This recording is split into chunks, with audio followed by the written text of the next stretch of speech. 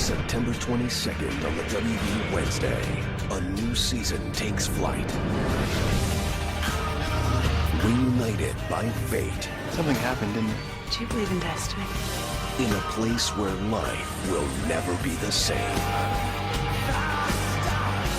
Who are you? Lois Lane. Smallville season premiere, September 22nd on the WB Wednesday. Pete, this is awesome. Oh, Clark, hey. Good to see you among the living, man. Check it out. It's the latest talent mix. Thanks, Pete.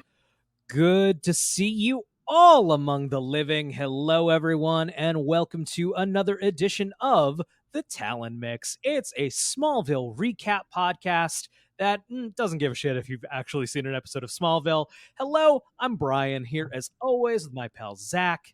Zach, what's going on, man? Man, I'm enjoying that promo you just showed. What was that song? I don't know, but it didn't fit the vibe. No. I don't think at all.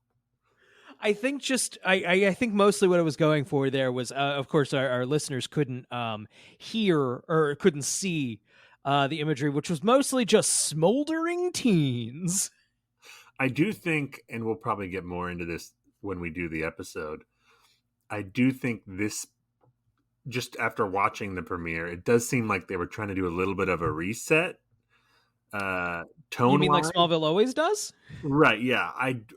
My guess, and this is not from research or not any like actual factual knowledge, but my guess is that season 3 leaned a little bit too much into the grown-up stuff. Yeah. And this season, maybe the WB was like, "Hey, can we have more half-naked teens? Can we have more teens with doing googly eyes on the teen show?" Exactly. Yeah. Please. I mean, just to get a little spoiler for the recap, I think a total of 3 main characters were shirtless in this. Actually, 4. 4 main characters were shirtless in this episode, and they all look fucking fantastic. Everyone was ready for that. Yeah, they were told.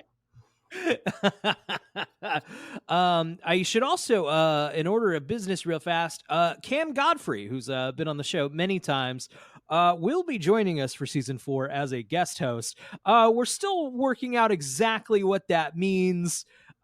She is not here tonight, but you know what? Jensen Ackles isn't in this episode that much. So right, yeah, that's exactly. She's like our lowest drop on this. Like, yes, yeah. She's the big reveal. Yeah, no, I mean, I'm sure she'll be in most episodes this season. You and I already, I mean, if people don't know this, already like almost don't record every single week. Like we're, right, we're flying by the seat of our pants with 2 people, with having to coordinate 2 people. Because also, I don't know if the audience knows this or not, we don't get paid to do this. I'm sure they guessed.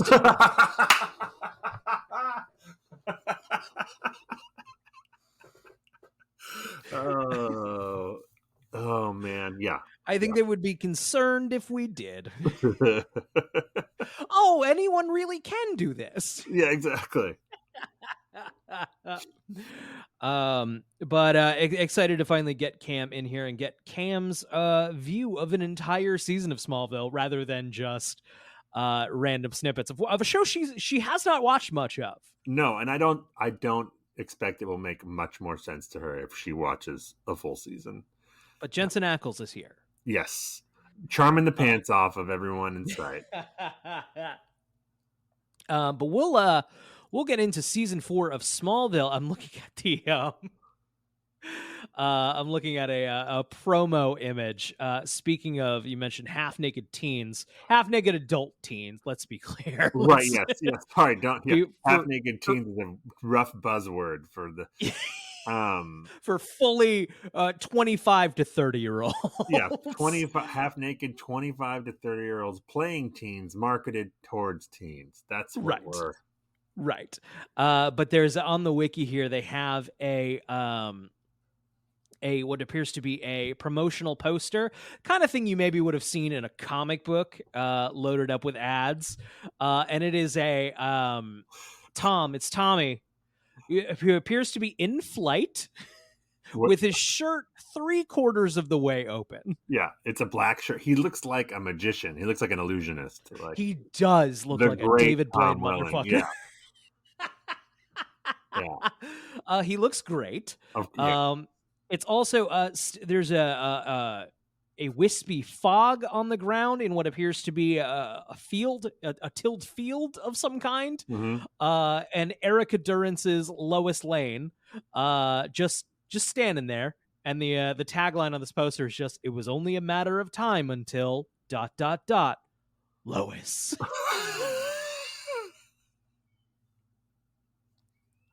That's pretty rough. It's That line. That line I is would have pretty rough. workshopped a couple of these. Literally just, I mean, Lois is here would be better than that. Yeah, right. It was only a matter of time sounds like it's like a derisive, like, oh yeah, we're doing Lois. Yeah. We are officially out of the non-Lois ideas. It was just like it was time. We're on year 4 of this. Man, it's crazy. Season 3's ratings were down. So Yeah, Lois. It's crazy though when you think about it. Of like, obviously we're watching this on fast speed, week to week, and the mix of, we're getting older and time does move faster. But if you started watching Smallville, when you were a freshman in high school, you're a senior in high school now, and it doesn't seem insane that, oh, now Lois Lane is fine. That's restraint. Right, for sure. Yeah, I mean, today she would have been in halfway through season 1. Like it would have been right. No, the network would have been like, Lois needs to be in the pilot. She doesn't have to be a huge character. She's Chloe. Lois is Chloe. Right. But Lois does make her appearance in her first appearance in the episode that we're talking about today, and she's great. She's great. Mm-hmm. Yep. Better than the season 3 premiere, definitely. Yes, I liked this episode overall, even if it felt like there wasn't that much going on. It's definitely another, like, we're trying to pick up the pieces. All of our characters are scattered. We're trying. It's another. I'm not a huge fan of 2-part season premieres. Yeah, the feeling of like, I remember the feeling of like, oh, I've waited all summer, and then whatever the premiere, whatever show it is, it's like, oh, we still haven't answered all the questions. Right. It's just to wait a little longer. We're just kind of putting all the pieces together. Yeah. But we'll get into that in a little bit. Zach, you watch anything this week? It was a very light viewing week for me. I did watch Nightmare. We're also recording earlier this week because Thanksgiving is this. So this is the day after Thanksgiving. Happy Thanksgiving if you are an American and celebrate that. Brian, how was it?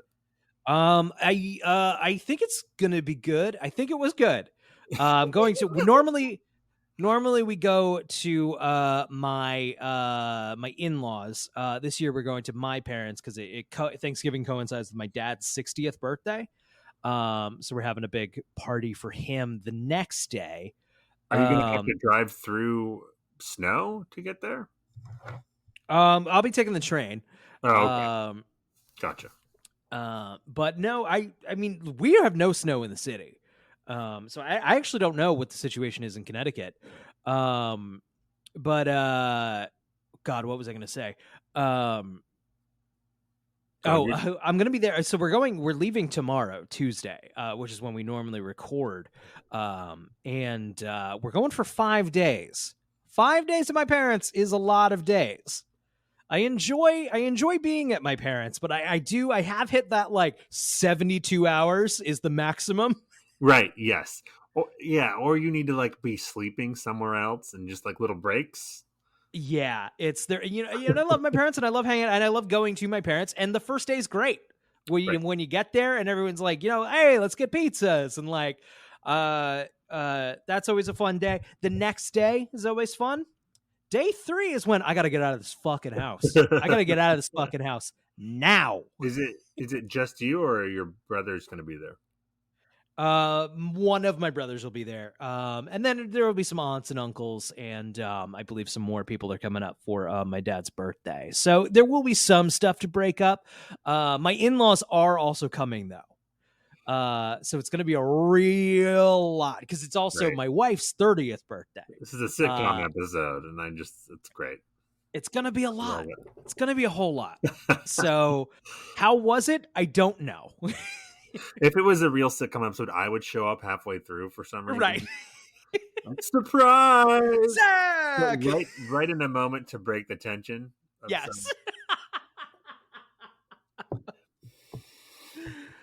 Were you able to watch anything this week? I only watched interrupted one thing. I watched Nightmare on Elm Street 3. Okay, the Dream Warriors. Yes, the Dream War. Have you seen it? No. Oh, you just know. But I love that title. Yeah. It was good. It was fine. How would you rank them? How would you rank the 3 films? I mean, I would probably go 1, 2, 3, but it's not a huge drop off. I think from what I've read, after 3 is when we get the huge drop off. That seems to be about the yeah, that's about as many good ones as you can make until you do the reboot. It does have a good concept, which is it did this before Inception. It does like shared dreams.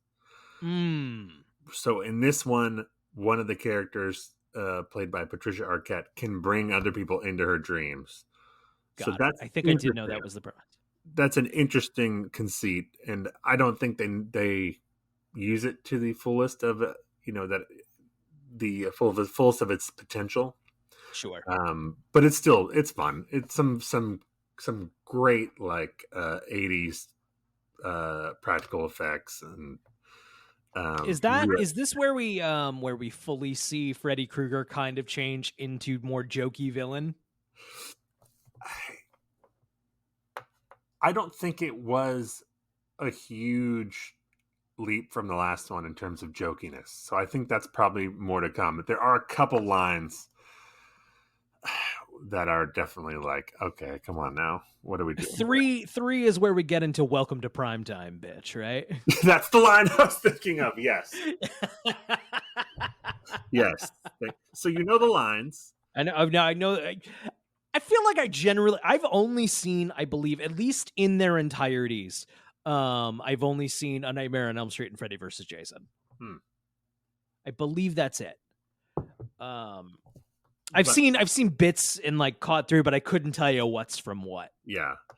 I don't know if I'm going to continue going in order or if I'm just going to go from 3 to New Nightmare, because it's the only other one that gets any good notices. I mean, if you're in this deep. Yeah, but there's like 4 before New Nightmare, and if they're not good, that's more movies than good movies I've watched. I think you gotta power through. I think you gotta get all the way through the Jackie Earle Haley reboot one. I've seen that one. Did you? Back when it first came out, I was working at Blockbuster Video. My second stint at Blockbuster Video. Shortly after we got done with school. And I had free rentals, so that's why I watched it. Yeah, on DVD. Man, I never worked at a Blockbuster, but God, I wish that I did.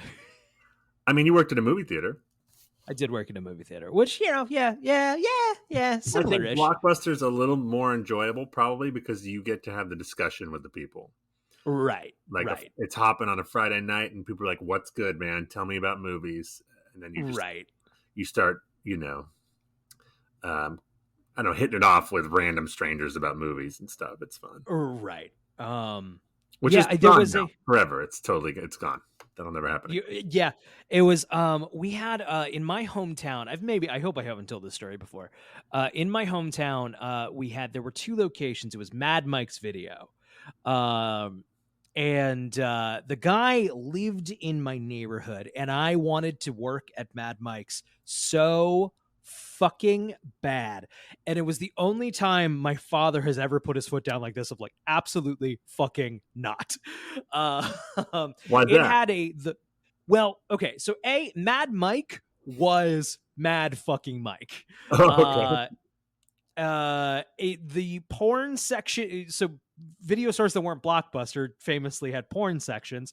The porn section of Mad Mike's was the bigger part of the store. There was a significantly larger adult section than movie section. I remember I knew kids who worked there, and he would apparently ask for quote unquote ninja checks. It was part of the close-up routine, and no one to this day, I do not believe Mr. Mad Mike is with us any longer, but no one to this day, I think, knows whether this was a joke or but you were supposed to lift up the what's the word for the panels of the ceiling to make sure no one was up there or hiding up there. That's great. That's got to be a joke. That's fucking hilarious. I do know it was multiple teenagers I know who worked there. That was part of their closing routine. Ninja checks. He's just making sure no one was there to rip off all his stuff, like hiding. I guess Oh my god, that's amazing.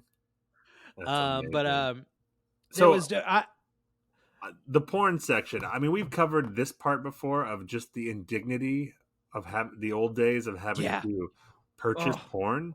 I'm so glad I didn't really hit that era. I mean, you and I both were just in time for the internet to just take care of that. Which there's a double-edged sword to that, right? I think it's a huge fucking double-edged sword. Yeah, of course. It's okay. So now you don't have to go into a public place, walk, and then hand a pornographic videotape to a teenager and just be like, I'd like to give you $5 so that I can have this for a little while. Yeah, but now you don't have to explain yourself to anyone, and that is a scary people can look at whatever and not have to face anyone. And and then you think about it with kids too, of just the front page Pornhub. What the fuck? Oh man, I mean, I didn't have that stuff because we've talked about this before, but the worst I had until I was an adult was a Maxim magazine or something. Yeah. But I used to have to fucking buy those at the grocery store, and I was so embarrassed. So embarrassed. I even had my friends buy them for me sometimes. So I was like, I can't do it. Were you a embarrassed to buy condoms guy? No. I would feel until I finally got, I'm having sex. Well, I think for me, I wasn't buying them until I was much older. So I was it had self-checkouts, you know. Sure.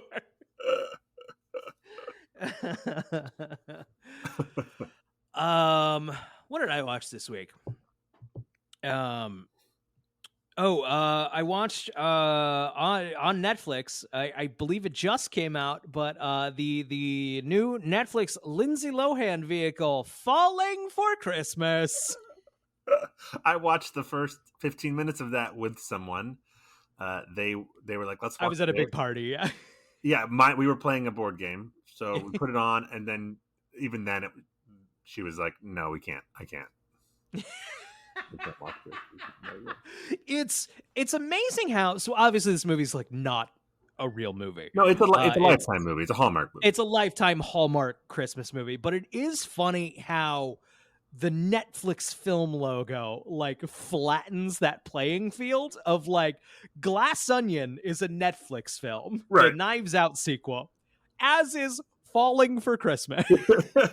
And I love how it was framed in the media of Lindsay Lohan's big comeback. I'm like, yeah, it's a Hallmark movie. And it's so funny dunking on it too hard feels silly of it's a Hallmark Christmas movie style thing. Right. It is funny, and we watch a lot of crap. This friend group, this party I was at, we had a little Friendsgiving thing, and we don't watch real movies together because those you have to sit and watch. We just want to throw something on and riff, and you don't want to ruin the real movie. Right. So we watch crap, and we were very excited for this one. We had a great time with it, but somehow, with the amount of crap I watch, every time I'm like surprised by how not good they are. Like I'm still somehow folding my arms. Like I still thought this was gonna be better. It's really funny with this one, and maybe it's the next Netflix thing you're talking about, where this was reviewed as if it was a real movie. And it's on Rotten like, Tomatoes, I don't think most Hallmark movies are probably like, maybe they have 3 reviews or something. But... Right. And it's like, they're kind of positive. Right. It's definitely a lowered expectations kind of, she's doing okay. Right. It was like, no, weird. I'd say it's, I enjoyed it within the context of which I watched it, which was at a party, a couple glasses of wine deep. Like, based on the 15 minutes I watched, I definitely don't think the people who it's intended for will be disappointed by what they're watching. I would agree with that. And that's not an insult to the people it's intended for. No, I watched Nightmare on Elm Street 3 in November. So, I also watched this today just out of curiosity. Superman, Man of Tomorrow, the 2020 animated film, direct to video. I watched this on HBO Max, and I have so these DC animated movies, they kind of like pump these out. They've been pumping them out pretty regularly since 2007, something like that. Yeah. And it's a couple of releases a year, and they are I would get them in 2007 when it was like comic book things. Yeah, I would buy the DVDs on release date, and it was kind of exciting to get these things. And then I've fallen off of them for over a decade, and every time I kind of revisit them again, it's a little who are these for exactly? Right. They do seem to be intended for adults. They're usually rated PG-13. Right. They usually have some blood, and a character says shit sometimes. But the storytelling isn't any more mature than a cartoon yet. Right. It's and not even a weird middle ground. Right. It's for a 13-year-old to think is mature because they say shit and there's some blood. Did you watch the Killing Joke animated movie? I think I maybe did a little bit of it, and then I've started a lot of these out of curiosity, and then I turned them off. I thought that one was pretty rough. I think I remember that one being the reception of that. They also added I think it was controversial, a plot line where Batman and Batgirl sleep together. Right. I remember that scene going around. That's not what this was missing. That was Bruce Timm too, and everyone was a little Bruce. Yeah, buddy. I liked the Batman Year One they did. I thought that was good, and I liked the Dark Knight Returns. Yeah, I remember those being okay. Yeah.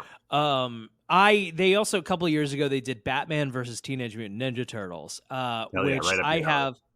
What's that? It said right up your alley. Hell yeah. Should be right up my alley. I've tried to watch it 2 times and I've turned it off. Wow. It's that should be extreme. The comics that it's based on are great.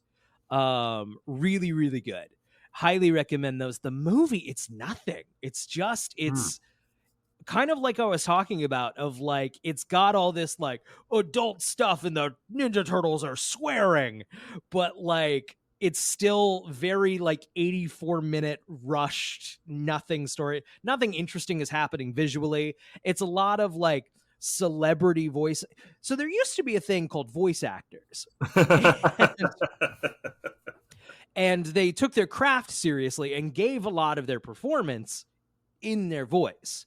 Now, especially in these movies, you have celebrities of varying kind of tier lists who show up for a day in their pajamas, read their lines, and then go home.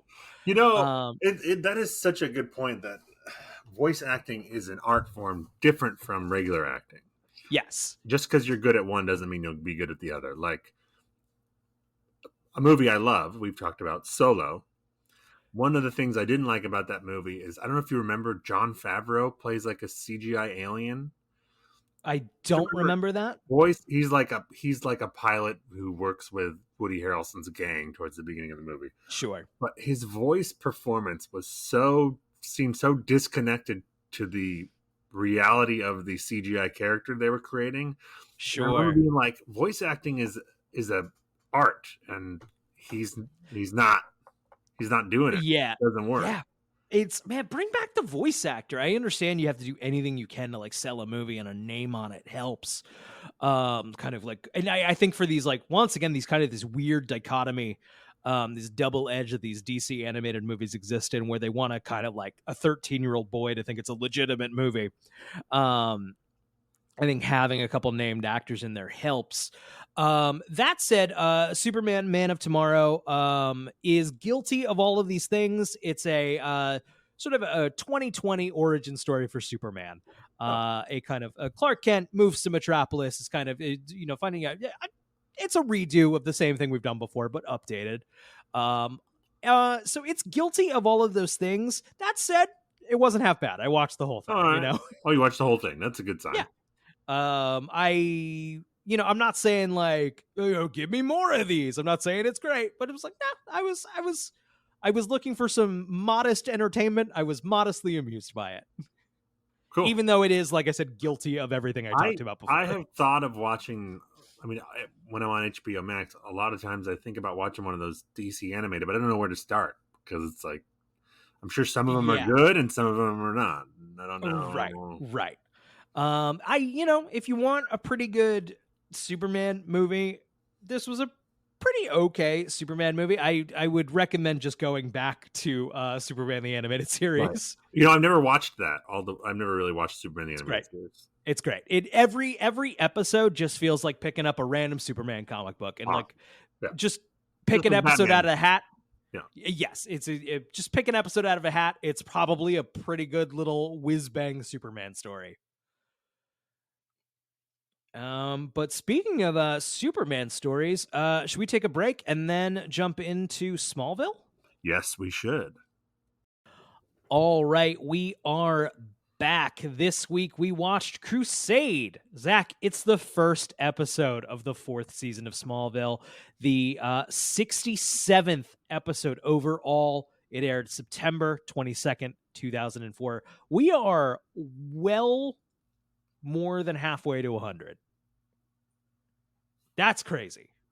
That is crazy. But if you think about the fact that we've got more than 200 total episodes to do, we still got a ways to go. I more mean episodes of our podcast. Oh yeah. 30 of which are available on a feed. We got there though. We got there. Yeah, we did the episodes. Just because people can't hear them doesn't mean they don't exist. I'm of course. This aired September 22nd, 2004. And I of course know all this because I'm reading directly from Smallville.fandom.com. A young brunette woman is watching a video diary made by Chloe Sullivan. In the video, Chloe states that something must have happened to her and says that Clark is the only one that can learn the truth of her death. The young woman later drives to the Kent farm, but got lost among the country roads. A lightning struck nearby. Oh. Lightning strikes nearby, and her car veers off the road into a cornfield. Suddenly, a ball of light falls from the sky, and a hole in the shape of a pentagon is burned into the corn. In the middle lies a naked Clark Kent, who claims to not know who he is. She offers to take him to the hospital, but he instead asks her name. She introduces herself as Lois Lane.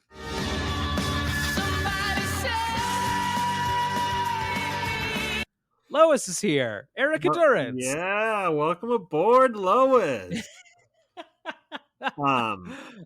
Okay, a few things. This, I assume, was a big deal. I knew she was coming. Yes. I think everyone knew that like people who paid attention. It was in the promo. It was like Lois is coming. Like Right. this was like a shot in the arm to the show. I mean, Right. I think the first few scenes they have together, Lois and Clark isn't really Clark, but the first scene at the end of the episode when he is Clark and they have a scene together, I think it's apparent right away that they have a great little dynamic there. It's I don't remember being that like floored by her when I watched this for the first time, and it was funny. At least I don't remember being that way. It's funny watching this time of like, oh, she is, to use your phrase, the shot in the arm. Maybe this show needs a little bit, Right? Yeah, she's spunky. We needed someone spunky. Yeah, it's immediately from her scene, like, ooh, I like this. I like what's happening here now. And as hinted at in that final scene, we get tension. We get someone who's not crazy about Clark, who who isn't so charmed by his nonsense. Yes, it's fantastic. It's fantastic. It's also worth noting Clark is butt naked. Yeah, I was gonna say he appears like the Terminator. Right. We ended last season. The finale of season 3 opened with a naked young woman, and this season premiere opens with a naked young man, Clark. There you go. Tom Welling, equal opportunity nakedness. Both Tom Welling and his body double really worked out for this. They're both in great shape. I'm really disappointed that the car got struck by lightning and it still was not a car crash. Yeah. Because it gets struck by lightning. She drives off-road through a cornfield. We were so close to getting a crash, Brian. That would have been a great omen to start the season. Yeah. Although we got Lois instead. We did get memory loss. Okay. All right. I guess that does count. Yep. Yeah, fuck. No reason. Does being reborn count as head trauma? He says, I don't know who I am. He doesn't know who he is. There we go. There we go. I think that counts. I would agree that counts. Excellent. I forgot. Oh, we're on a whole new season. Here we go. Already memory loss. Oh right. The counts reset. Yes. Is Clark given the blanket here? Or do we not find that until later? She says she has a blanket in the car, but I think that's the next. I have that written down too, though. It's basically the same blanket he was wrapped in when he came in as a baby, right? It is a red blanket. We'll see it in the next scene, draped over his shoulders as if, see, because he's gonna be Superman at some point. But I thought it was more of a callback to what he looked like when in the pilot. Oh, funny! I went entirely cape. My head is entirely cape. Well, no, but that's what it was. Oh, sure. In the pilot was he was baby Clark and they wrapped him in a red blanket, and now they're calling back to that. I think it's maybe it's both. Maybe it's both. I mean, either way, it's certainly like Superman. Right. Yes. Mm-hmm. Lois and the amnesiac Clark arrive at the Smallville Medical Center, where he's going to get the best medical attention. Yeah, Lois is new in town. The scene opens with Lois like talking to the guy at the front desk, and she's like trying to leave Clark there. She's like, I found this guy. Then the guy in the front desk. This is insane. Yeah, the guy at the front desk is like, you can't leave him here. You have to stay until, I believe it says, what, you think this is like the Pound or a place to drop straight animals? Yeah. Like, no, I think it's a fucking emergency room. And then it's like, and then Lois is like, I did the Good Samaritan thing. Okay, later it's like, no, you have to stay. Hospital policy. Right, yeah. Is that how it works in real life, or is this just Smallville medical? Like, are you going to arrest me, doctor? Or sorry, nurse? Then later. Yeah, we will not treat this gotta go amnesiac. If you leave, we're just gonna let him wander. Then if it was in the situation of like, you can do what you want with him. I don't know what that means for your Hippocratic oath or whatever, but like, I'm gonna go. Peace out later. Yeah. Yes. Oh, I wanted to talk about in those opening credits, Jensen Ackles' fourth build over Chloe, build over Allison Mack. Wow, It goes big day. It goes Clark. I think Clark. It goes Clark. Probably Lana or Lex, and then Jensen Ackles. Jensen Ackles is only main cast this season. Yes. Well, the next season is Supernatural starts. Right. Do you think they intended him to stay longer? Yeah, It's weird. My gut tells me yes, and then he did the Supernatural pilot and was like, I want to go do Supernatural. Right. I also believe Jensen Ackles was like high up there for Clark. Yes. If I'm not mistaken. Yep. Which that's pretty funny. I mean, he's got charisma. As soon as he pops up in this episode, he's got charisma right off the bat. Definitely. Let's see. Smallville Medical Center, but the orderly says she has to stay with him until he can be identified. Lois decides to stay and keep an eye on him so he doesn't wander around the waiting room naked. That's right. Naked Tom Welling. You got a good shot of his back. Either Tom Welling or his body double. Either way, looking good. Yeah, looking real good. Tom Welling is definitely looks a little trimmer this season. Still very muscular, but looks a little trimmer. I know he definitely did some work in the off season. Yeah. He like gets more and more ripped until a certain point in the show, and then it kind of like levels out. There was a Tom Welling tells a story in one of his interviews, or it might have been on a podcast. But Tom Welling came back from a break or from a season where, it's 8 months in Vancouver, and then he's got a handful of months to himself where he can actually, enjoy being a young 20-something with money to spend probably for his first time in his life. But somebody, a producer at the show, had to pull him aside and just be like, hey, gonna have to get that body back in Superman shape. Hey, Tommy boy. You're playing Superman. Oh, Yeah. Okay. Before I forget, I watched this episode on my season 4 DVD. This is the first of the DVDs, season DVDs, that has a trailer for something else when you put the DVD in. What? Let me guess. Fuck. What year would that DVD? That DVD would have been in 2005, right? It's not Batman Begins. It's Batman Begins. Brian, oh, baby. But Brian, it's like the Batman Begins DVD trailer that they made for the Smallville DVD. So it's got like some Smallville alt rock music. Oh, baby. If you watch, I got to find this. If you watch this trailer, this like 30-second commercial, Christopher Nolan would be rolling around in his grave once he dies. It would kill Christopher it would kill Nolan, him, and then he would roll around in his grave.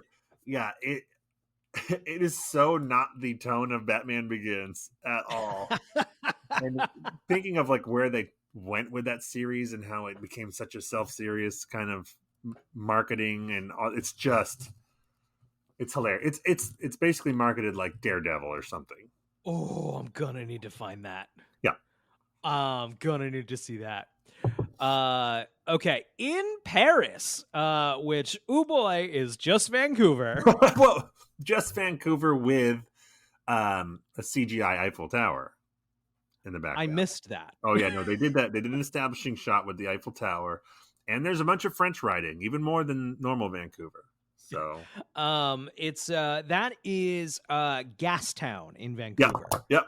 I walked through there a handful of times. And it's it's just Vancouver, but the streets are brick. Yeah.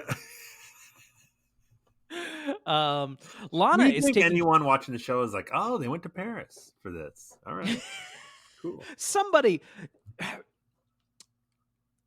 maybe not actively thinking it, but somebody you could be like, that's not Paris, and they'd be like, what? Oh, I guess it's not. I definitely, as a kid, thought Seinfeld was in New York. You know what I mean? Like, sure. Right. I had no idea. I'm with you.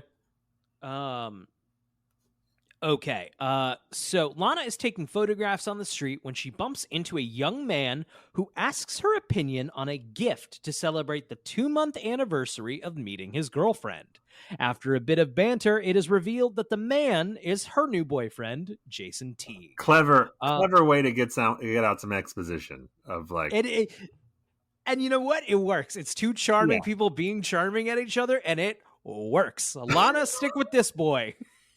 right. This is better for you, Lana. It's amazing. This episode, I'm already like, Lana, stick with him. Clark, Lois. This is perfect. Right. You two are a toxic relationship. What is it called? A codependent, Yes. toxic relationship. Just you're better with these other people. It is. I don't remember Jason Teague's full storyline in Smallville. I really don't remember it. Aside from the fact that he'll be gone in a season. But I do remember, like, it is a fun drama thing to like put the main love interest, with a guy who hasn't done anything wrong. Right. know? Who we like. Whitney was a bully, you know? Right, exactly. No, this is like someone we can root for. And I wonder if the intention was to move away from Clark, Lana, or if it was always the plan to go back to that. I assume on some level they want to reset a little bit and to give because man, we talked about it last week, but like the Clark Lana stuff was like missing some tension. It was just getting repetitive. Right. We need some conflict here. We need some real conflict here. Right, yeah. And having Lana date a nice guy is some good conflict. Right, and also it's like you can watch storylines with Lana and the nice guy. It doesn't even have to have Clark involved. Right. Whereas we weren't really invested in Lana Whitney stuff. You know what I mean? Right. But the oldest man alive. Yeah. Martha Kent is reading to an unconscious Jonathan Kent when Dr. Hardin informs her that she needs to think about the future and that Jonathan is brain dead. Martha declares that she will not give up on him, and you can see in the nurse's face, oh God, here she goes. There is a lot of exposition in this episode. I know it's a premiere. They're catching people up, but the doctor says, like, is explaining to Martha, like, she doesn't know what the fuck's going. Like, it's been 3 months. Your insurance is almost maxed out. Thanks. That is the situation. That is. Who are you talking to me? Is someone listening? Did someone need all of that information?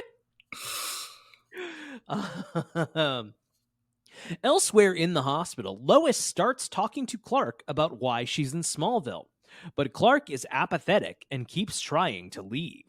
Clark wanders into the hallway and is seen by Martha, who is overjoyed to find him, but Clark doesn't recognize her. Clark tells her he is waiting for the sign. She says that she can help him find the sign, but he must go with her immediately. Wiki's skipping over a couple things. Hit me. So there's a great moment where Clark and Lois are in like a exam room waiting for the doctor. She says it's been 45 minutes. It's Smallville Medical. You'll probably be waiting for 3 days. Yeah. And Clark, they've forgotten about you. Yeah, they have no intention of treating you. Clark is attempting to leave, and Lois goes to stand in his way and block the doorway. And Clark just grabs her shoulders and lifts her into the air and then sets her down. And then when Clark leaves, Lois has this look of like, what the fuck? But then it changes to like kind of turned on, intrigued by him just lifting her up like that. Like, right. It's a great little moment that she plays. Like, that Good was stuff. fun. That was a fun little ride. Yeah. Was that it? So, and then, Mama Kay sees Clark and is like, hey, Clark, I'm your mom. And Clark has no memory. And she's like, okay, I'll take it from here. And she just takes Clark and leaves. And the guy in the hospital is like, okay, fine. Whatever. Smallville Medical doesn't give a fuck. Do I work going on here? Oh, yeah, that's Martha Kay. Also, Brian, the long-term like lodging for coma patients is apparently in the same part of the building as the emergency room. Yep. I don't see a problem. I know it's supposed to be a small town medical, but I've seen the building from the outside. It's a decent size. Right. It should be a whole different part of the hospital. That's where it should be. But nope. Not a Smallville. In Smallville Medical, they just roll a die, and that determines what room is what room. The operating theater is right next to where the infants are kept. Yeah. Oh, you're waiting in the bathroom. That's where we're gonna do your exam. This is just how we do things here. Lois finds out that it is Clark, but he has already left. Lex Luthor is in Egypt, where he obtains an ancient statue artifact. He pays a large sum of money to erase all evidence of him visiting Egypt before leaving. I don't know if you had this reaction of like an establishing shot in Egypt. I don't know if you were like me and just went, "Oh no, Smallville." Be careful. It's ultimately fine, but it's a little like what's about to happen.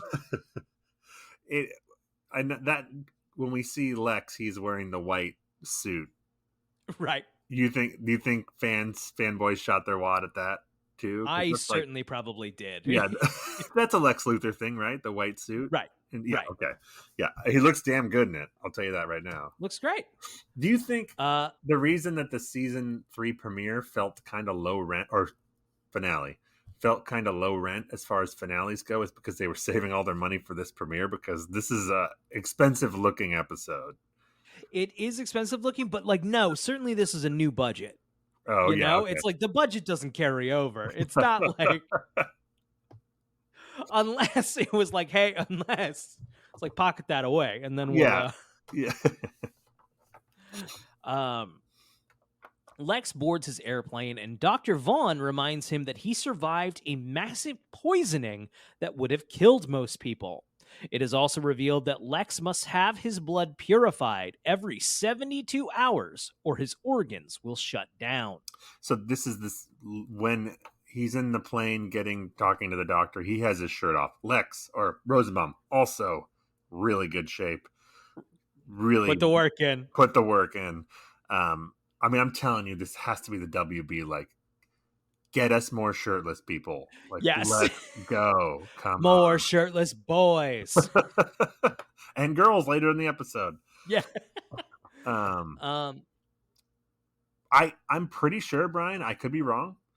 I'm pretty sure after these first 2 episodes, we never hear about Lex's medical condition again in the show. I definitely don't remember this story. Like, they set it up. They're like, oh, this is a device. He has to get his blood cleansed every X amount of hours. And I'm like, okay, that's a reoccurring thing. That could be an interesting plot device. Nope, never again. Yeah. It's just one moment. I have to wonder, like, how many times that happens just in television where, like, you put this piece down and then it doesn't come up in the next episode or the next one. And by that point, you're just like, oh, right. Just forget it. We could write it out or just forget about it. It's like what happened to Pete. Well, watching a TV show is like watching a first draft of something because you can't go back. Pretty much, yeah. I write screenplays and, the first draft, I have 10 different plot lines that I'm like, oh, that's going nowhere. I'm going to take that out next time. Right. I'm setting up something that does not pay off here. It's and it's funny. I feel like you get I see this a lot on the internet of like the writers didn't plan this out. Like they didn't plan this out. And it's like it's so funny after like 10 years of this kind of like discourse, of this like post-Lost discourse. Right. Of like, are you not recognizing a pattern that's not how this works? Well, it's not possible to plan out that far ahead for a TV show. Right. Because you're not getting paid to do that. Right. And that to plan it out, if you want it to be a good plan, that's a great point. You have to put the time in. like you can have a broad idea of where you're headed, but that's going to change when you start pumping out episodes. It's ultimately it's we're throwing a bunch of conflicts into a cauldron and Right. hoping like we make a good little stew and like we can scoop out bits and throw it into episodes. That's what a TV show is. Especially at this time in the same time that Lost, this has been basically, I think this is the year when Lost premiered, which is we're doing 22 of these a season. You can't plan out up 22 episodes. No. You can do it now with 6 or 8 or whatever the fuck, you know. Especially in something like Lost, which it's funny, Emily and I watched the first season again. We meant to watch the rest and then we just didn't. We keep, like, oh, we should do the rest of that. But like, it's funny. It's, I've talked about this before, but its reputation as like this highly serialized show, it is still very soapy. For sure. With a lot of self-contained ish. There's usually a problem introduced in the episode that is wrapped up by the end of the episode to some capacity. Well, it's half serial, half like anthology almost, with those flashbacks, because every episode that has at least in the first season, every week you have a different person's backstory, and that's like its whole thing. Right. But like, because it's Lost and because we're watching this week to week, it's pre-streaming era, where everyone's just kind of like certainly watching them sequentially. There are people who've just heard this show is good and then like watched it in the middle of an episode. So like, you're the show and a bunch of weird things are happening on this island. So something weird has to happen on this island every single episode. Yes. Mm-hmm. And 22 weird things a year is a lot of things. Right. So the first season, they threw out 22 weird things, and then it's like, okay, we are going to have to answer these questions. And every time they answered one, they created 3 more questions, and that's right. And ultimately, at the end, the last season, they're like, most of the answers were like, well, it's magic. Yeah. It's because that's how this works at the end of the day. And that didn't bother me. I understand why it bothers some people, but like you couldn't have thought the explanation was going to be more satisfying than that. Really? What was it going to be that was going to satisfy you? It's, I think there is this, it was more prevalent way back when, but there was this idea that George Lucas had planned out 9 Star Wars movies. Yeah. And like they were all ready to go. And then he decided, no, because this was what I was told. Oh, no, it's what he said. Yeah.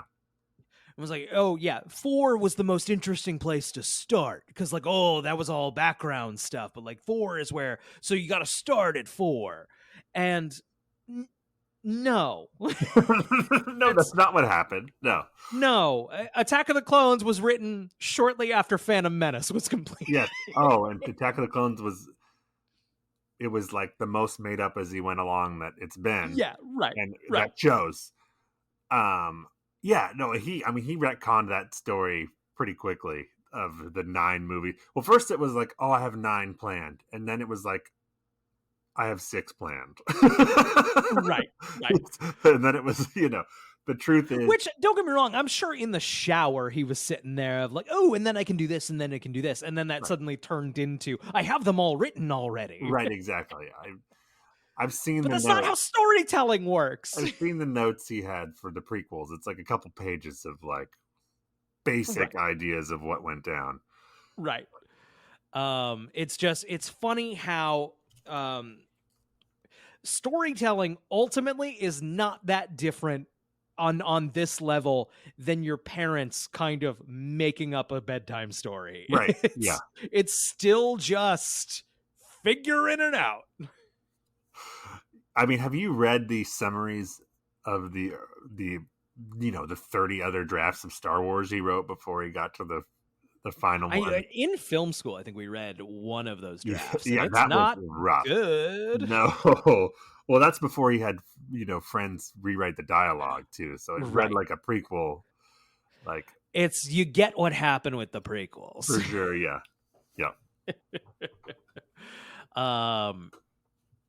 Any other thoughts on storytelling, television, and Star Wars? No, but I have some porn thoughts. No, I'm just kidding. Martha takes Clark back to the farm and up to his loft to try and jog his memory. She shows him a picture of Jonathan and says it's his father, but Clark just replies that Jonathan is dead to him. I love that Martha dresses Clark apparently in the only black shirt that he owns. Yes. Like, he's like, you know what? He's kind of different right now. I'm going to put him in something a little cooler than what he normally wears. When she realizes that his behavior is probably due to Jor-El's influence, Martha grows upset and starts to scream and cry for her son to be returned. Annette O'Toole here, I'll say, doing some good work. I think it's very silly in the script, but I think Annette O'Toole is doing good work. She yells a lot in this episode. Yes. There's a lot of yelling. She's got it dialed up. I think she's just trying to, she's doing heavy lifting. Yes. Or the words. Yeah. Yes. Lex is in his airplane returning from Egypt when the plane hits some turbulence and the statue breaks, revealing a mysterious stone.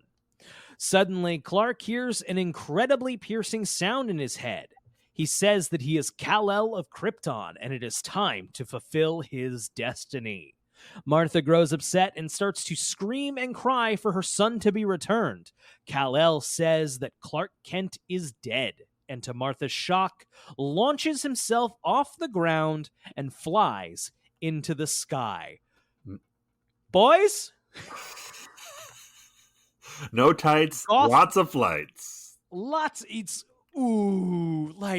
your Goff and Millar, I believe are their names. Miller. This was a self-imposed rule that he's not going to fly. This was your thing. So if you have to like jump through the hoops that you're going to jump through in this episode of like, well, it's like Trump's tax returns. Yeah. Like, he's Kal-El in this episode, so Kal-El can fly. Clark won't fly. How about you just get rid of the stupid rule? Right, exactly. You will see Tom Welling fly many times in this show. It's a fucking... and I understand, like, okay, we... if you just did it this one time and then went back to, like, oh, I don't know how I did that, that would be fine.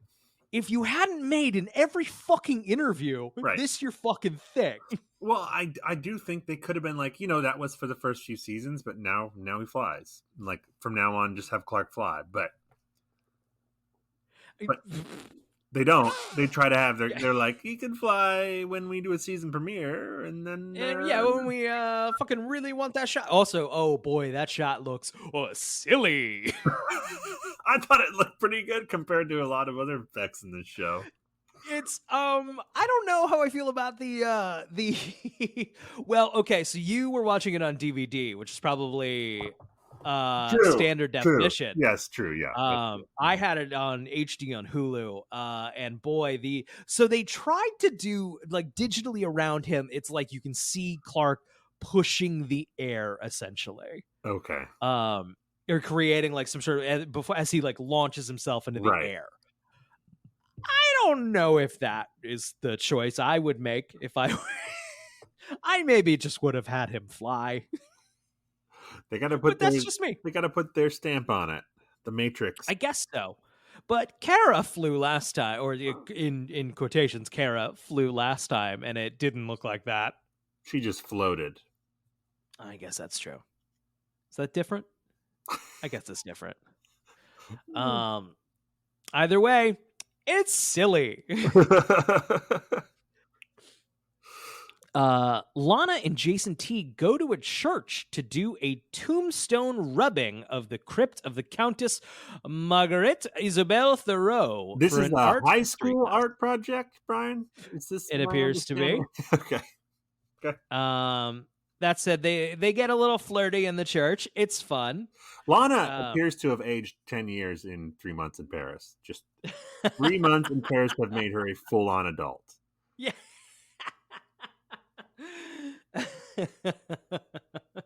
I mean, she is. She is an adult. Right, that's true. That's a good point. When Lana touches a symbol on the tomb, a great surge of bright energy flows through her body. The mark of transference appears on her lower back. The painting gave her a tramp stamp.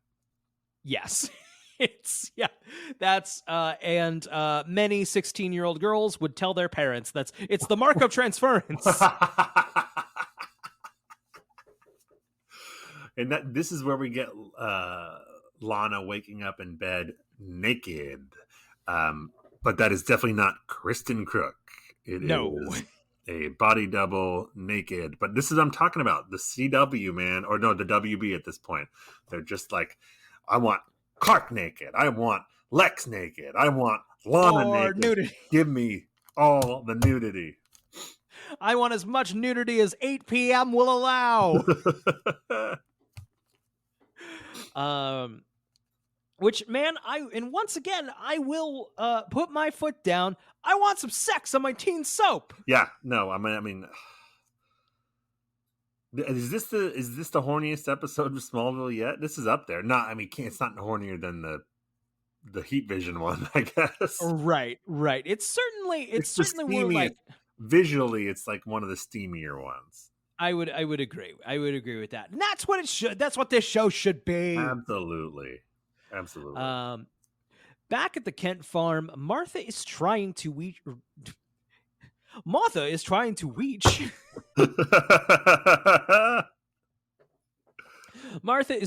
reach Virgil Swan over the phone.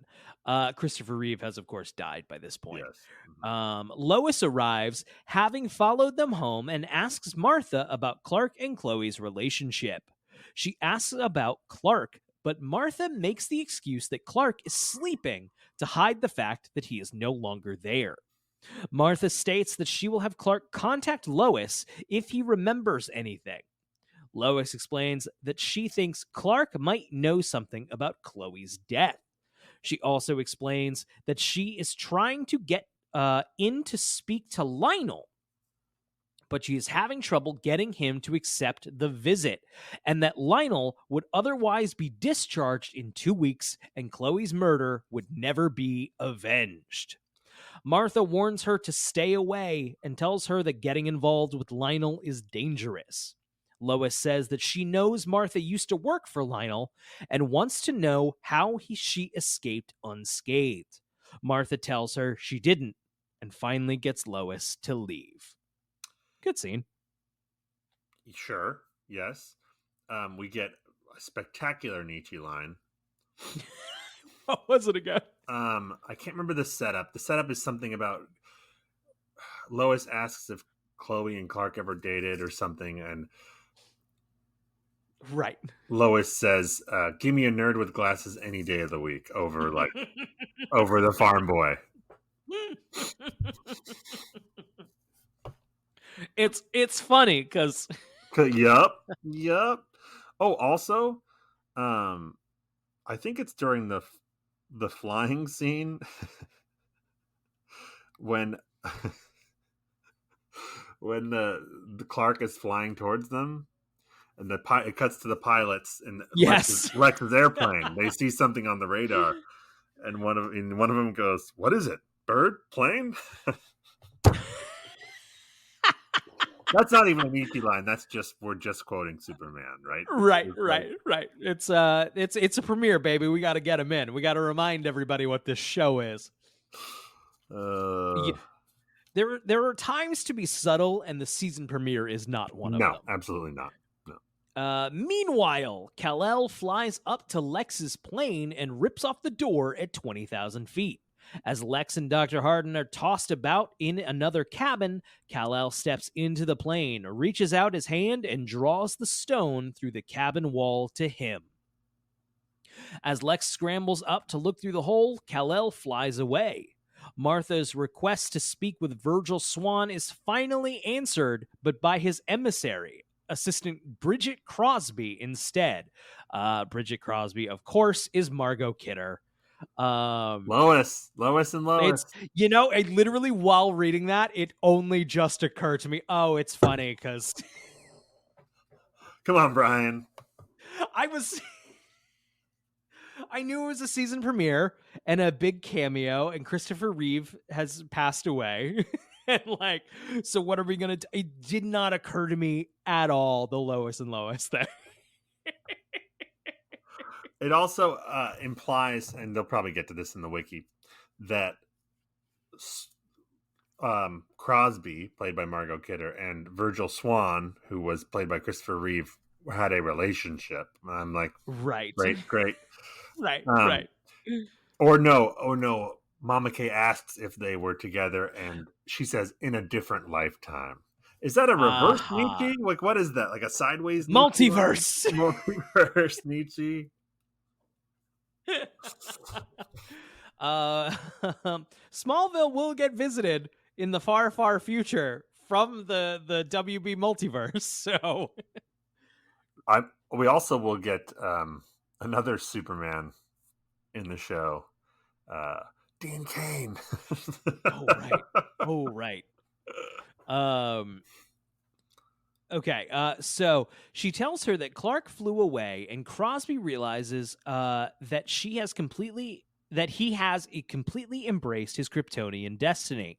She gives her black kryptonite, which will split Kal-El and Clark. I don't like this. Kal-El is a different entity than Clark. I don't understand. He's like Dr. Jekyll or something. A lot of shows did this. Angel and Buffy, by extension, were doing the same thing. Of Angel had a bad personality, but it was a different guy, essentially. Yeah, it doesn't make sense. Like, I don't understand how that works with the mythology that we've learned so far of Superman and Clark Kent. It's like, they're just like, how do we write ourselves out of this? Right. Black kryptonite? I believe anytime the wiki will start doing it, anytime Clark is on Red K, they'll refer to him as Cal. Yeah. Which that makes sense though, because he's under the influence of a drug, essentially, right? So he's a different personality. But this is like, what is Kal-El? What is Kal-El? Reborn, but he's got like a whole different personality. It's like, right. Where did he get that personality from? Space, Zach, keep up. Lex visits his father in jail, believing that he stole the stone from him. They throw insults back and forth. Lionel, of course, looks great. Oh man, this is the fourth shirtless main character. We open this scene, Brian. Let me set the scene with Clark walks in to the other side of the cell, and you see Lionel in his cell. He's got his feet up on his bed. He's doing push-ups. Each hand is on a stack of books. And he is in a tank top. He looks fucking fantastic. He might be the best looking out of all four of the shirtless characters this episode. It's unbelievable. Lionel tells him that he is chasing a fairy tale, even though he himself has been extensively searching for the stones by financing 6 expeditions over the last 2 years. Lex accuses him of poisoning his son and murdering Chloe. I have the hiccups.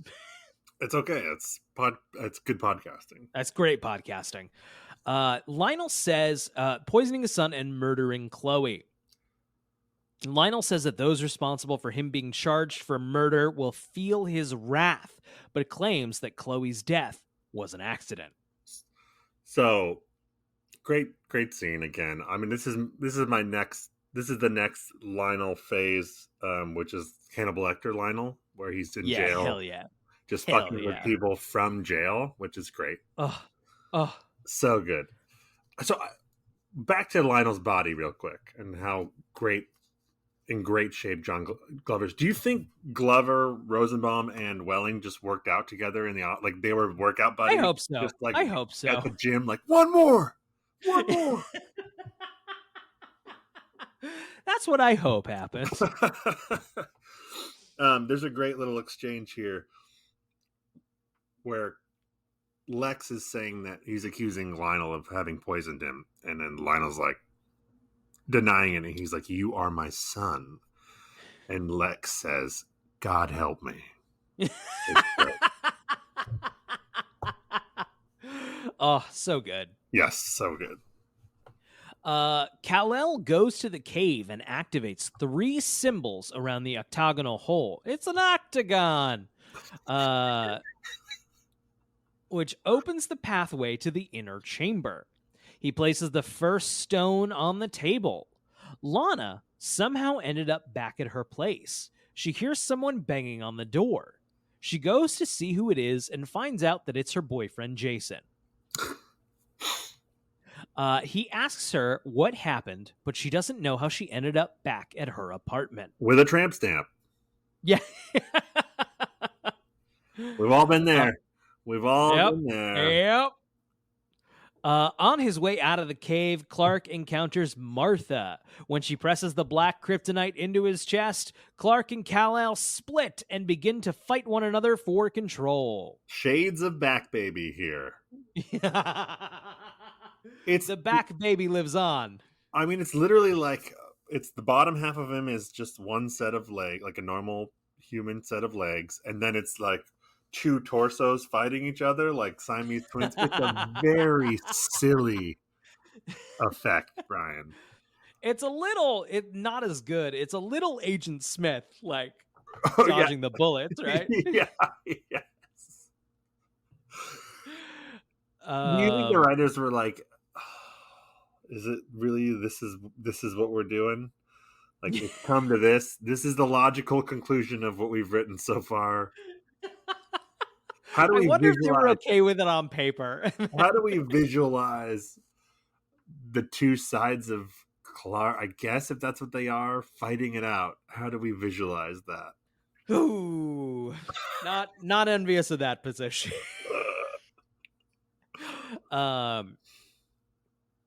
Okay, let's see. Martha throws the fight each other for control. Martha throws the black kryptonite to Clark, who stabs it into Kal-El, effectively combining them back. This time with Clark in control. Lucky, I guess. Simultaneously, Jonathan miraculously wakes up. Convenient. Lana is taking a shower. And once she steps out of the shower, we have a long shower scene here. Oh man. Talk about body double.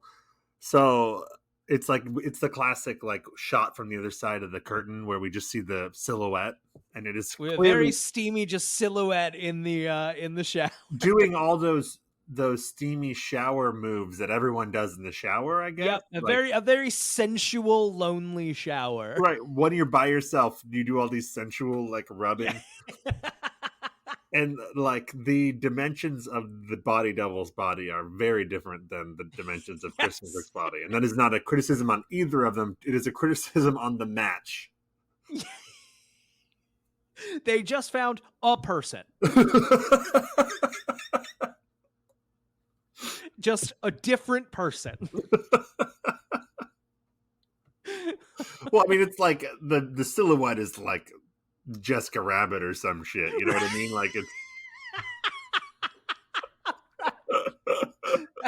which is like, you and I are both on the record of Kristen Crook is gorgeous, but that is not her body type at all. That's not her build at all. That feels like a W. Like I'm going back to the W. It was like Jessica Rabbit.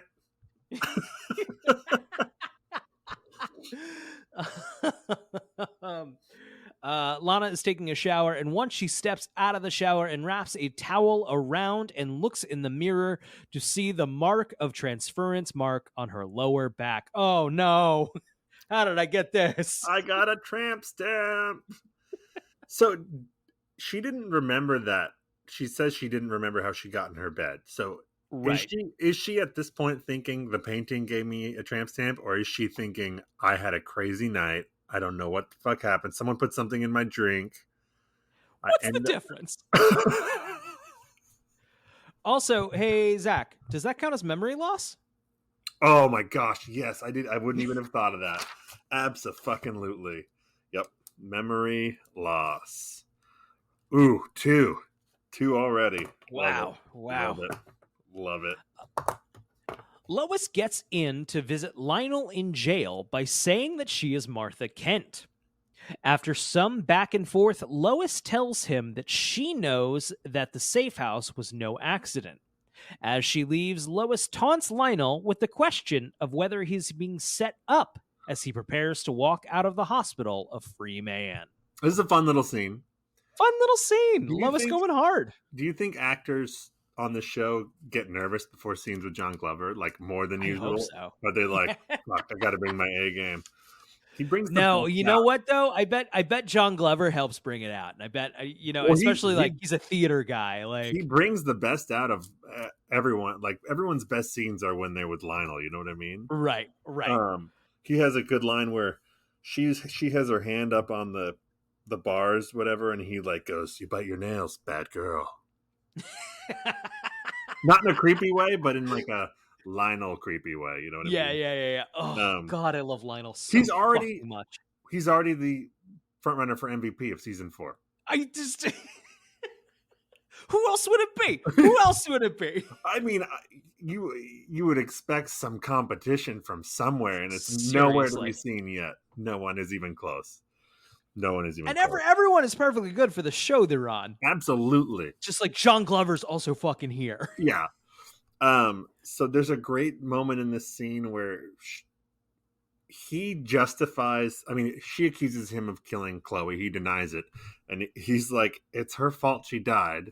We made a deal. I held up my end of the deal. She didn't. That's what led to her death. She's responsible. It's just a great sociopathic Lionel reasoning justification. He's like, I was wrong.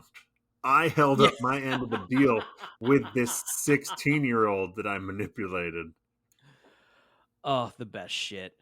Lois goes to Smallville Cemetery to pay her respects to Chloe, whose headstone reads, Chloe Sullivan, 1987 to 2004, beloved daughter. Just want to throw out there, headstones are expensive, and they can take sometimes like a year or two to actually get in place. Well, who bought it? Her dad's dead. Yeah, right.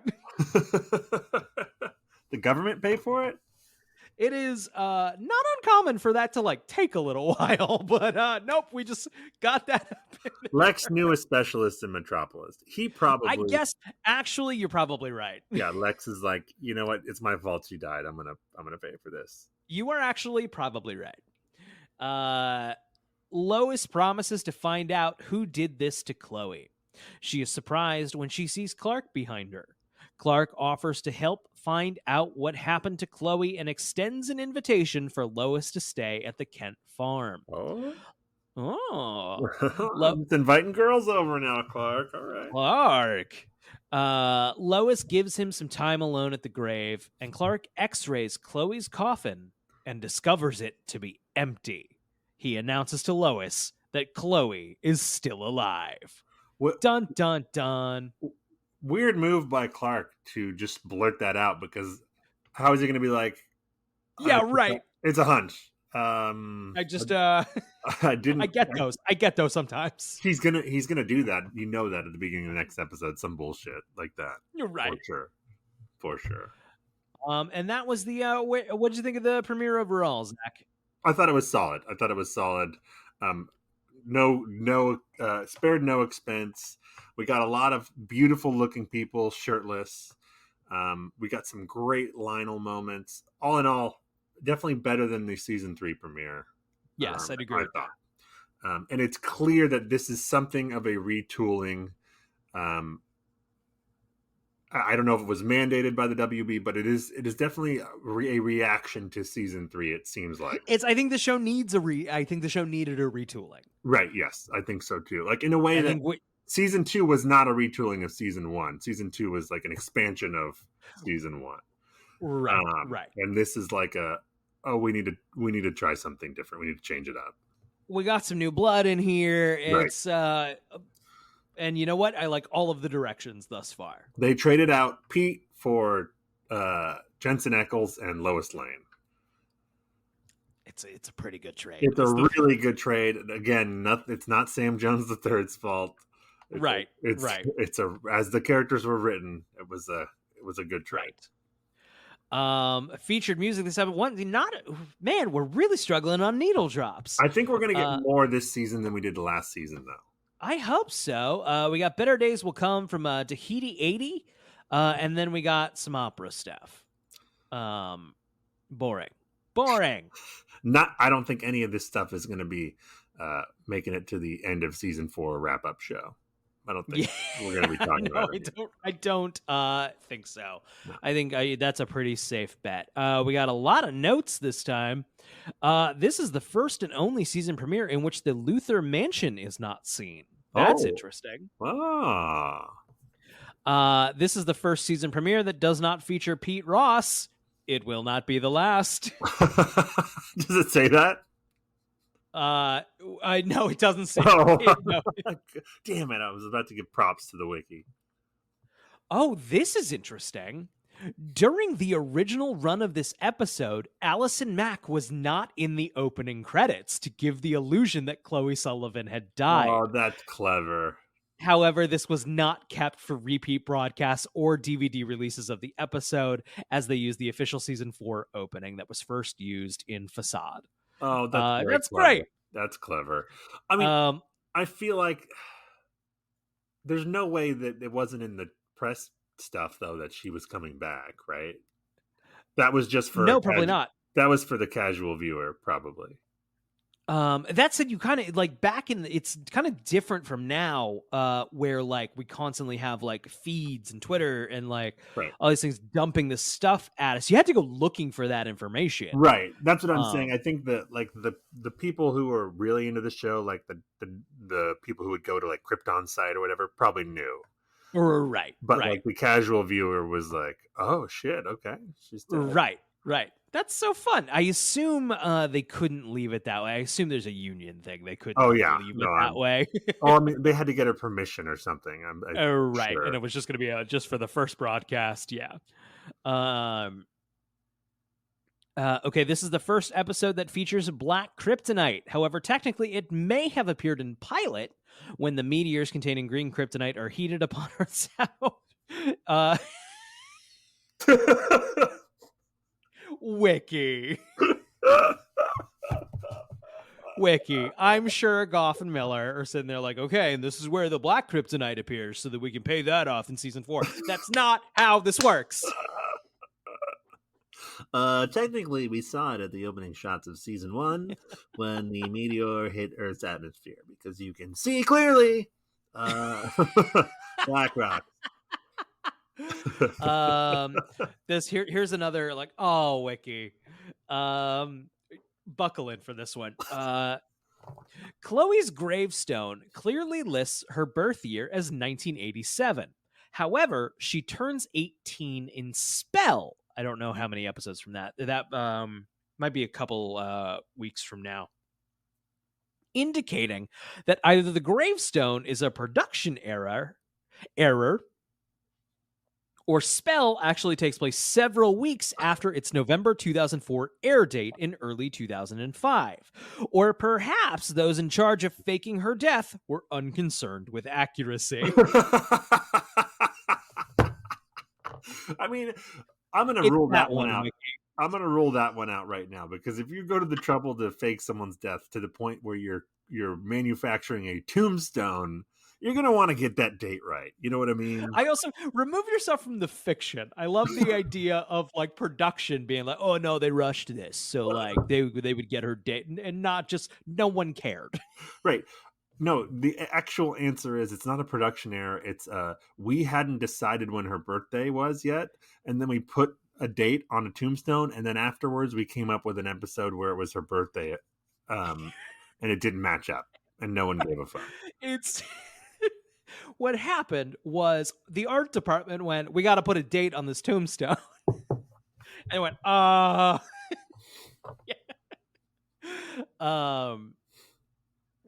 Okay. This by the way, Spell, the episode with her birthday, that's the witch episode.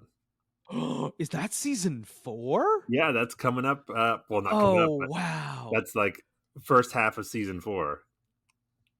Wow. That's the better of the two outlandish. The other one is the vampire episode. When you said which episode, I was thinking of the vampire Season episode. 5 is the vampire episode, but the witch episode is a similar kind of deal, but it's much I don't remember this one. I don't remember the witch episode. I remember the vampire episode. Well, I'll tell you right now, it might involve all three of Lois, Chloe, and Lana becoming witches. Great. And it might be fucking fantastic. Great. This episode further fleshes out the relationship among Clark's different personalities. There is Clark's normal personality, the result of his biology, experiences, and upbringing, and then there is Cal, or Clark when he is affected by red kryptonite. He is unconcerned for any repercussions of consequences of his actions and is incredibly uninhibited, wanting to share his powers with the world in a boastful way. Finally, as revealed in this episode, there is Kal-El, a militant permutation set on fulfilling the destiny that Jor-El formulated. He is very mechanical and has no concern for those around him, only for his mission. Do we know what this mission is? No, I don't think so. And they had said like, oh, it was like world domination, but then they wrote that they walked that one back like, no, that was just like a test. That was a test to see if he was actually a piece of shit or not. Yeah. Right. So Clark just has like multiple personality disorder or something. Like he's got all these personalities buried. I don't know. I don't like it. They're all very rock specific. Yeah. It's color coded. Let's see here. The idol that Lex finds in the Egyptian pyramid has kryptonite inscriptions behind, which translated say, "This is the first crystal of knowledge." How do they translate it? Is there a functioning Kryptonian language? There must be. Unless it's on, we just put the DVD on subtitles. It says that. You know what I mean? It's just like sure. In Smallville magazine number 34, the producers revealed that Lois Lane found a reprogrammed Clark Kent in Miller's Field. Interestingly, that's the same field where Jonathan and Martha Kent found baby Kal-El during the 1989 meteor shower. Interesting. Like it's a coincidence. Yeah. You know, like human beings write this, right? Like, who would have thought they accidentally, just by chance, would have had it be the same field? Things usually happen for reasons in things that humans do. Especially the Nietzsche line show that Smallville is. Right. This episode marks the first time that Lionel and Lois share a scene together. Thanks for that one. It marks the first time Lois shares a scene with anyone on the show. This is the 6th time Clark has been naked on the show. Oh, but not Tom Welling. Clark, baby Clark. Right. A few the last 5 times were in Pilot, Lineage, Witness, Slumber, and Covenant. Okay, gonna rapid fire through the rest of these. Lois Lane is the 15th DC Comics character to be adapted into the series. We got a note here on the Nietzsche lines. We covered those. The scene where Clark fights Kal-El is similar to Superman 3, where Clark fights an evil Superman persona. In both cases, the evil person... Yeah. The evil personality has the S symbol on their chest, and also Clark wins the battle in both of those cases. Thanks, Wiki. Would have been my guess. Weirdly enough, Clark wins the battle in both of those. This is the only episode in which Lionel refers to Chloe by her given name while in his own body. However, he later refers to her as Chloe while in Clark's body in transference. So he always says Miss Sullivan. Got it. By the way, the episode that they're referring to, Brian, is fucking amazing. Do you remember? It's a body swap episode with Tom Welling doing the Lionel stuff and Lionel and John Glover doing the Tom Welling stuff. Oh, baby, I can't wait to see that. Oh, it's coming up soon, and it is fucking fantastic. Can't wait. And this is funny. This episode marks the 2nd time that Annette O'Toole and Margot Kidder have appeared on screen at the same time, the first time being in Superman 3. Oh, I didn't know Margot Kidder was in Superman 3. It appears to be just at the end. Oh, okay. I guess that's everything. There's a lot of stuff in here, but it's a lot of just kind of obvious stuff. Well, that's the we're in it. We're in season 4 now. I'm jacked. I'm already enjoying the tone. Yes. I'm already like, we're having fun. Let's have fun. We're having a great time. Yeah. Let's see. This has been the Talon Mix. It's of course our Smallville recap podcast. Hey, we have a Discord. That's kind of the best place to like keep up on the show and like talk to us about Smallville or other things. There's a link in the description of this podcast. Come hang out. Come say hello. I think that's everything. Hey, Zach, do you have a question for the Smallville gods? Yeah, is this season gonna fucking rock? Have a good night, everybody.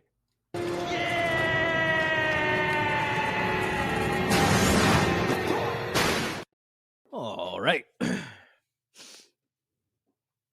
Y'all ready for this? Dun dun dun dun dun dun dun dun. Yeah. Please put that in. I will.